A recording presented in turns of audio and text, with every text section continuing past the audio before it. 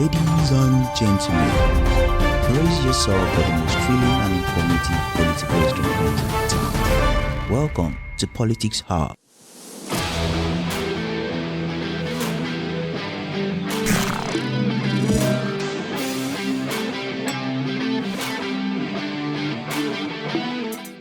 Hello everyone, welcome to Politics Hour. I am Kendi Babatunde. Today, we'll be dissecting some highlights from the Ogun State Election Petition Tribunal between the All Progressive Congress and the People's Democratic Party.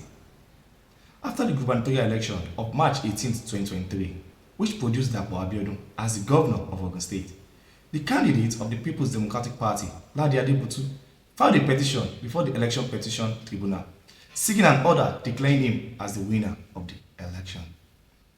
The Independent National Electoral Commission, INEC, had declared Dapo Abiodun of the All Progressive Congress as the winner, having pulled a total vote of 276,298.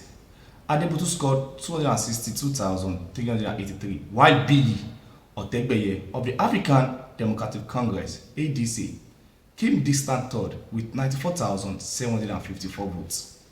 In the petition, they asked the tribunal to direct INEC to conduct fresh elections in 99 polling units in 41 wards, 16 of the 20 local government areas of the state. They alleged that the elections were either not held or cancelled in the polling unit listed because of disruption of the exercise and overvoting and vote buying.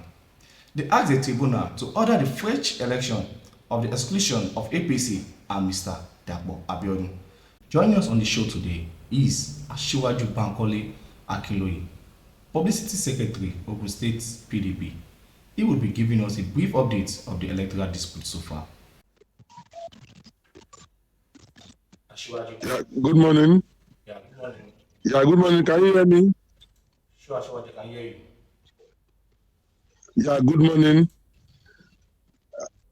And I thank you for having me this morning. You're welcome, sir. I'm so sorry the network has been so bad around my area, but it's good to be here at last. All right, sir. Thank you very much, sir. It's my pleasure. Yeah. Sir, a quick one, Asiwaju. Your party has been at the tribunal after INEC declared Dapo Abiodun as the winner of the just concluded gubernatorial election. I would like you to give us That is correct. Yeah, I would like to give us a brief update about your case at the tribunal. Thank you so much, Mr. My brother Babatunde. Fundamentally, I am very sure that you also know that when a matter is before a court of law, it will be wrong to continue to have a public conversation or public discourse around such a matter that is before the court. However, like you asked, I would only try as much as possible to give a brief update in a way and manner that would not injure or damage the substance of the case as it is before the tribunal. Again, we will recall that shortly after the wrongful declaration of Prince Dapo Abiodun as the winner of the last gubernatorial election in Ogun State, caught the People's Democratic Party, because of the fact that we are law-abiding, we are a responsible political organization, we are not ready to take the laws into our hand. We proceeded in line with what the Constitution of the Federal Republic envisaged, and we progressed to the tribunal to challenge the declaration. Our matter before the tribunal, the petition before the tribunal is based on three major premises. Number one, the governor, Dapo Abiodun, that was wrongfully declared, did not meet up with the requirements that to have allowed for such declaration. Sir, you said It did not. requirements. Yeah, requirements in what sense, sir? What do you say? Like you mentioned requirements. Yes, the requirements. Number one, before anybody can be declared a winner in an election, the person must have scored majority number of level votes. He did not have that.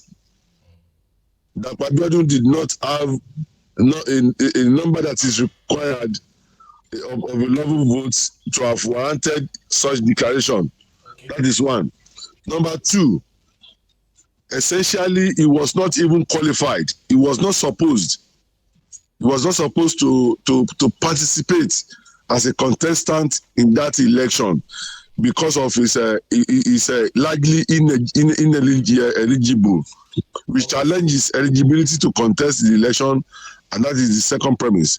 Okay, The sir. third premise is that if you look at the rule of margin of lead clearly show that in Ogun State the election should have been declared inconclusive because we had more than 40,000 votes outside that were not captured, that were differentiated from exercising their electoral choices during the election, where the governor was declared with less than 14,000. So in the case where you have more number outside than the margin of lead, the electoral law requires that you declare such election inconclusive, and that should have been what should have been declared in Ogun State, just like how it happened in Adamawa, how it happened in Osun State sometimes, and one other place like that. So the Ogun State cannot be an exception, and these are the three premises upon which our petition at the tribunal rests. And I can tell you, since we started the hearing, it's been peaceful, it's been orderly. I must also commend very quickly the members of the Nigerian police. They have been exceptional. They have done marvelously well in the discharge of their duty. They have provided adequate security around the tribunal and around the court. It's been peaceful so far, and we must also commend them for that high sense of professionalism that they have displayed. I must also commend members of our political party. They have been orderly. Members of the APC too, except for the initial skirmishes here and there that attended the tribunal.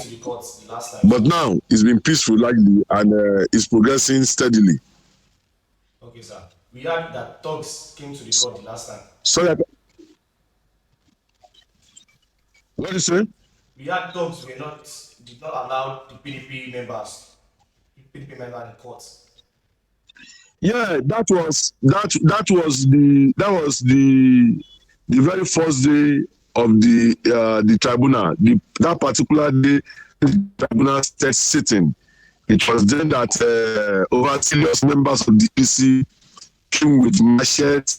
They came with different canes in different sizes and shapes to chase our people and beat and molest our party leaders and members out of the court. But immediately after that, when we reported the matter, I can confirm to you that they have stopped that shenanigan, and now they have seen reasons to be early and put themselves within the ambit of a decency and maturity, both in and outside the court. Like I told you earlier, it's been orderly, it's been peaceful, and everybody, we see ourselves, we even eat together, and it's been peaceful. So I must commend them now. Okay, sir. You said on the second premise that the governor is not eligible to contest after his first renewal. Yeah. Like, what do you mean by that? Yes, that is part of our part of the foundations upon which our petition rests against the governor and the tribunal. We made eloquent inquiries about his school certificate, and we have called witness to that effect from WAEC, and they have refused to. They are unable to present Dapo Abiodun certificate before the court. They say that they do not have it. If the governor has his certificate, he should bring it forward to the court so that they can confirm from there. But for WAEC, they do not have a duplicate copy of governor's certificate. It's so strange for us, but we believe that we are prepared. We are prepared to prove this, that the governor is not eligible, and this is what we are prepared to do, and we will do that. God bless. All right, sir. So, sir, what are your chances of winning? Of course, PDP as a political organization, and a responsible one at that, we are very hopeful because we did our findings. We have done what we are expected to do. We inspected electoral materials. We are confident that with the loss of evidence that we have against the governor and the tribunal, we will have a good day. We are very hopeful. We believe and trust members of the judiciary that they will not allow Nigeria to turn up in set Nigeria ablaze. We are prepared to pursue this lawful mandate, a legitimate one that was freely given to us and our candidate, Honorable Dr. Ladi Adebutu, by the good people of Ogun State. It is we are prepared to exhaust all legal options on this matter, right from the tribunal up to the Supreme Court. We will not rest on our horse until justice is served and justice is done in this particular case.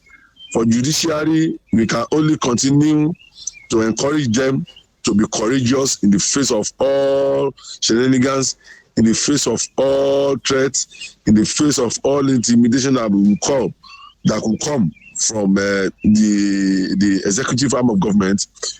Because Babatunde, like I told you earlier, Okay, sir. we are all made in Nigeria, and we know the intricacies. We know the intricacies that are involved in this kind of matter in Nigeria. But we want to believe the Nigerian judiciary will be able to stand up courageously and say it as it is. Thank you for joining us on the Watch TV, sir. Thank you, my brother. It's my pleasure. Yes, sir. You're welcome. And Thanks for having me. Also, let you know when we're coming back on the show. It's okay, man. It's okay, man. No problem. Thank you, sir, for joining us on the show. Thank you. Have a nice day. Yeah. We have just heard from Asiwaju briefing us on the state of the Election Petition Tribunal. Since the Ogun Election Petition Tribunal sitting at the Dapo Abiodun began on June 5th, 2023, there have been a mix of events from chaos to court drama, and we cannot but expect more dramas to unfold. However, stay glued to Politics Hour as we bring you all the issues as they unfold. Follow us at Ogun Watch NG on Facebook, Twitter, Instagram, and subscribe to our YouTube channel. I am Kenny Babatunde Joseph. God bless Nigeria. See you next time. Politics Hour.